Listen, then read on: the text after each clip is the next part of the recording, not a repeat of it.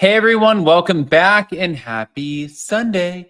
All right, guys. Well, it's Memorial Day weekend, and as you guys can see, I have this little naked titty tat with me. Oh god, okay. God, it's like an alien. But yes, guys, we're about to get into all of it. Before we do, if you guys haven't already, ow.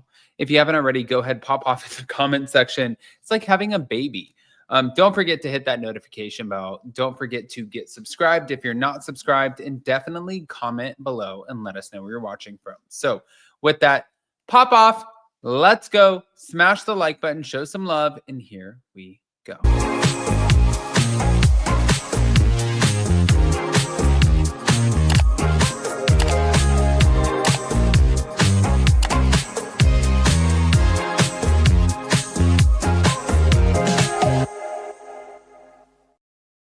All right, guys. So before we get into all of it, I did want to show you guys, we did launch our new site, upandadamlive.com. This happened on Friday. Thank you to Jason and Stephanie who put so much work into this. And I'm so grateful.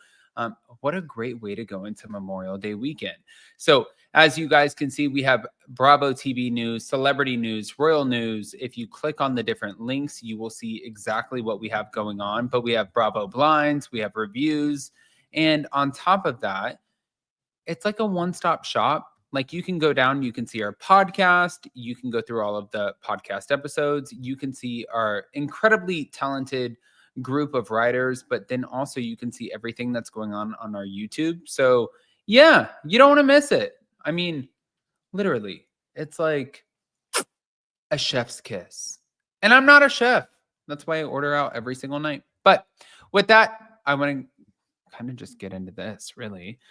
Now, there was a recent episode of Watch What Happens Live where Janet Caperna discussed her concerns about Danny Booko's drinking habits, which I'm kind of getting a little annoyed talking about, to be honest with you.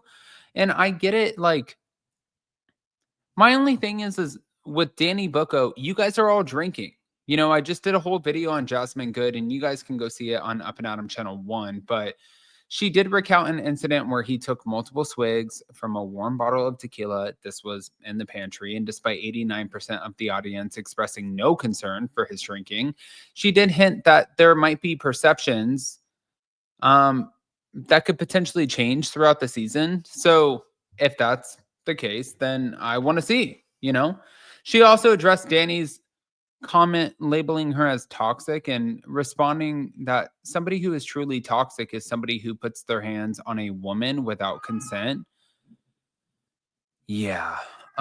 He did that. He did that with Jasmine Good, and to be honest with you, she's not wrong. Janet is very right in this, and so is Jasmine when she expressed concern about him and his behavior. My only thing though is like, even going into it, I'm like, I'm trying to handle this with like kid gloves. He apologized to you, right? Doesn't make it better, but you accepted the apology. So if you don't want to accept the apology, just like me, because I've had multiple people who have said, "Oh, Adam, I'm sorry." And I'm like, "Oh, okay, well, kindly go fuck yourself." And that's me. Everyone's different. I wouldn't accept an apology unless I was willing to take the apology. And if I take an apology from you or if I apologize to you, then I look at that as like we met a dead end. And that's with everyone, you know. And if there are certain things that happen in the future where we have conversations and you need to reference that particular toxic situation, then you do that. But with me, but if you sit there and you take it back to the group and you sit there and you go on a tirade or a tyrant about all of that, then I'm like, what the fuck are you doing? But that's how I feel. We're all different. So if you guys don't feel the same way, then please, by all means, just comment below. Now, getting back to it. She reflected on her conversation with Nia, who is Danny's wife, and she admitted that while she intended to come from a good place, her delivery might have been a little bit harsh, and she might owe Nia an apology. And I do think that she owes Nia an apology because she did out Nia for being a part of a group, which is Alcoholics Anonymous, like AA. So if Yeah, if that's something that first of all, it's Alcoholics Anonymous. It's supposed to be fucking anonymous. If you out somebody for doing that, then yeah, that's a problem. So I don't stand behind that. I'm definitely not going to sit there. I love Janet. I think that Janet does an amazing job, but I'm not going to sit there and be like, oh my God, Janet, yes, you did the right thing. You outed her ass for being an alcoholic. No.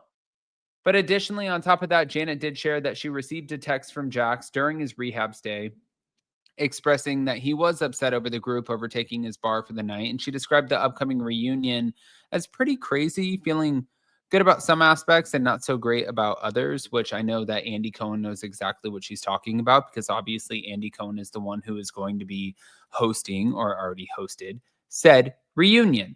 But she addressed some rumors about being a Vanderpump Rules fan, and she said that she was a fan, but she denied that she ever applied to work at Sir or moved to LA to infiltrate the cast. She said, I met Sheena at a pool party. That's what led to the friendship. I didn't come in trying to, be Sheena's friend. I didn't come in trying to kiss Sheena's ass.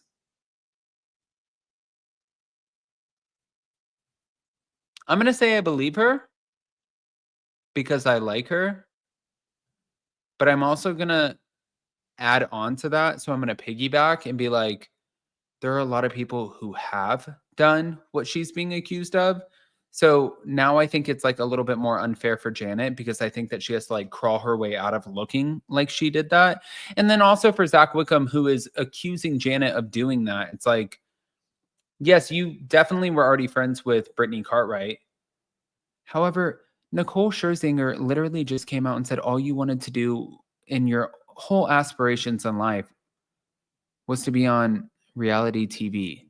Like, what the fuck? Do you know how stupid that sounds?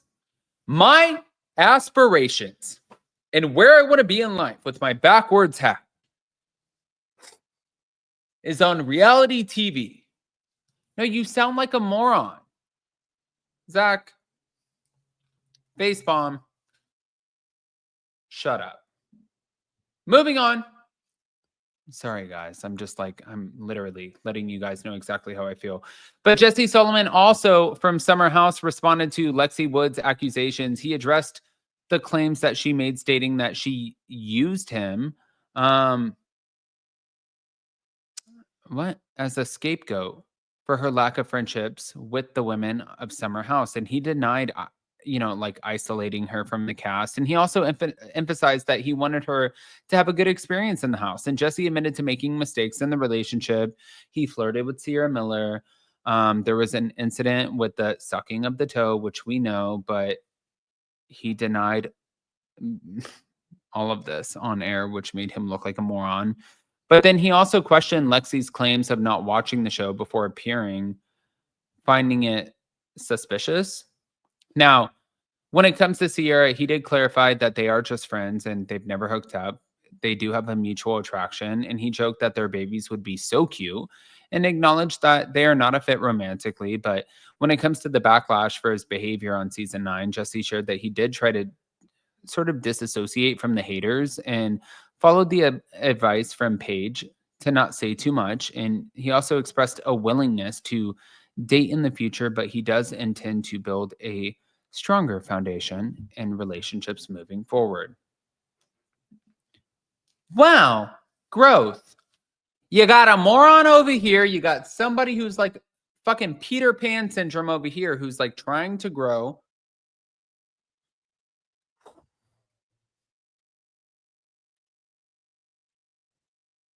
Thank God I am not on a TV show.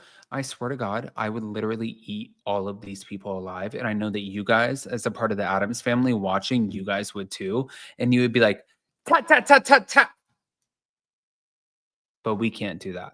So we're going to watch, we're going to dissect. And thank you for all of the amazing people who put their lives out there to give us all of this incredible content. Is that a good way of saying that? I think so. Happy Memorial Day weekend. I don't know what we're talking about, but here we go.